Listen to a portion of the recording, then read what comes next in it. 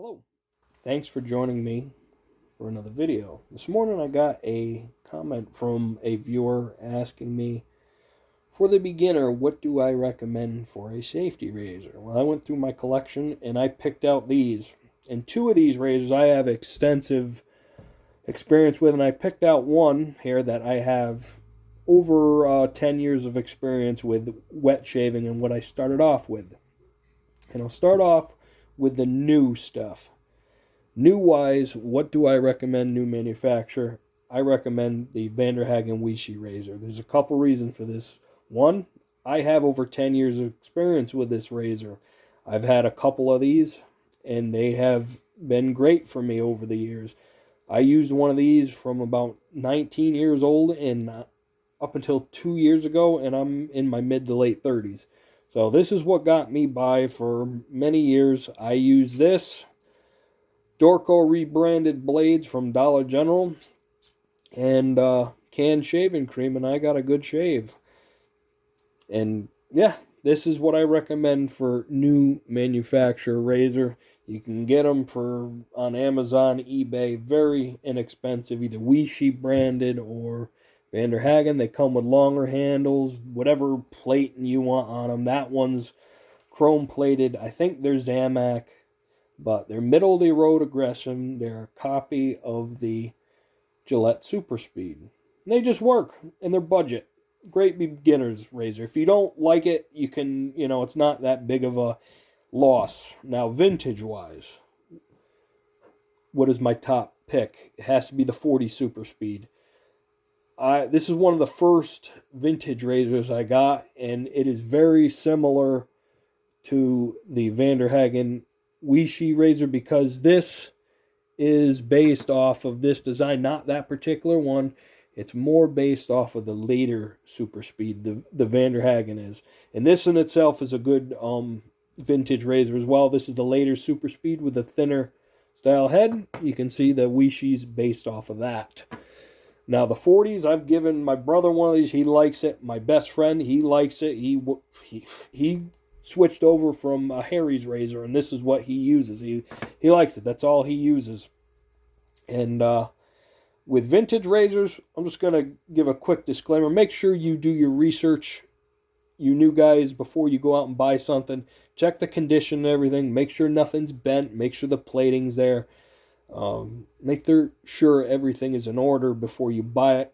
And if you're unsure, buy it from a reputable dealer that replates and restores if you're really concerned, or if you mess up, you buy something. There are businesses that offer tune-up service. Razor Emporium and Backroads Gold are the ones that I have experience with, both great. Nice gentleman, Matt Basarczyk, and runs Razor Emporium. I've talked to him over the phone, and he's helped me out with answering some questions about what can be fixed and what can't be. Same with Chris Spencer, but over email, and he's the one that basically I had a problem with a razor he couldn't fix, and he shipped it right back to me on his own dime, and I can't recommend him enough. He is awesome. So there are some razors that cannot be replated, like this can be replated, but some companies don't take them apart. Some of the aluminum handled super speeds and adjustables. Now I don't recommend an adjustable. I'll just say that right off the bat for the beginner. So, all right. Also with these, they are nickel plated brass construction. They're just built like they used to make stuff made in the US. They don't make stuff like that no more. All right, what's the other razors I recommend? Well, these two can go together. This is the vintage version, the Tech, Gillette Tech. Awesome middle of the road aggression. All these razors are middle of the road aggression to mild. Some say this is kind of on the milder side. My examples that I've dealt with have been medium. This is medium to mild aggression. The earlier the tech, the more aggressive it is. This is the earlier. This is one of the earlier techs. This is the fat handle pre-war tech. You can tell by the triangles. This one's slightly more aggressive than this. This is a contract era World War II tech. Haven't done a shave with that yet. I will, but I have experience with all the techs, and they shave very great. This is the modern iteration. This is the Gillette 7 o'clock Sterling razor. This is out of India, and it's great. If you go watch my last shave with this, I really like this razor. Nice medium aggressiveness, very easy to load a blade in, 3-piece. These two are 3-piece. This is a 3-piece. This is the last one I'm going to call. This is sort of the wild card. This is a Merkur 33C. Now, when I first started, I would have recommended this razor, but I won't now because of the price. This is a $38 razor now. That is ridiculous for what this is. This is a Zamac, which is basically an alloy that is chrome plated over. And I just don't see $40 worth of razor hair. I'm sorry, I don't.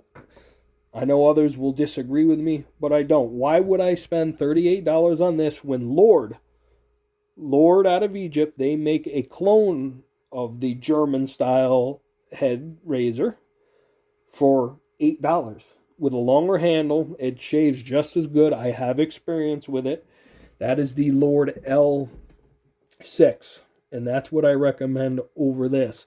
Now, Lord also makes a version like this. It's called the L5. It's got a long aluminum handle with that kind of head. I've got that on the way. I'm going to order the Shark version, which is the same company. Shark and Lord are under the same name. It's just Shark is a brand within them. So the Shark version has a handle like the 7 o'clock, but with this style head. And it's about $7, and I think it's about $8, and it comes with 20 blades. So I'm going to get that and review it, and I'll get back to you guys. And if you're interested in these other budget razors I'm getting, check out my later videos. So, just to recap for you new shavers out there, I recommend a 1-piece because it's easier to load.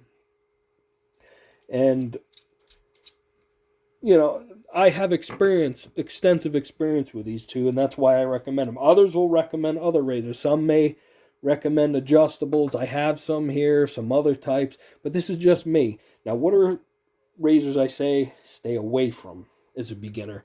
First off, open comb razors. Until you get your technique, this is a Gillette new vintage. Merkur also makes a open comb razor. Stay away from it because they tend to be more aggressive. And yeah, with these ones, they're a little bit more forgiving, but your technique is still important with these. The number one razor I'm going to tell you to stay away from is this. This is the Merkur Futur. This is not a beginner's razor. If somebody tells you to get this as a beginner's razor, tell them they're full of crap, because this is the most aggressive production adjustable safety razor on the market. I don't care for this razor anymore. It's expensive. It's well over $80 now, and it's hard to load. It's got features in it that just are bad. You can cut yourself. Won't go in that. Go watch my review of that. You'll understand why. I also, like I just said, I stay away from Gillette vintage adjustables and new adjustables, because until you get your technique down, then go into all that. And yeah. So I think that's about it.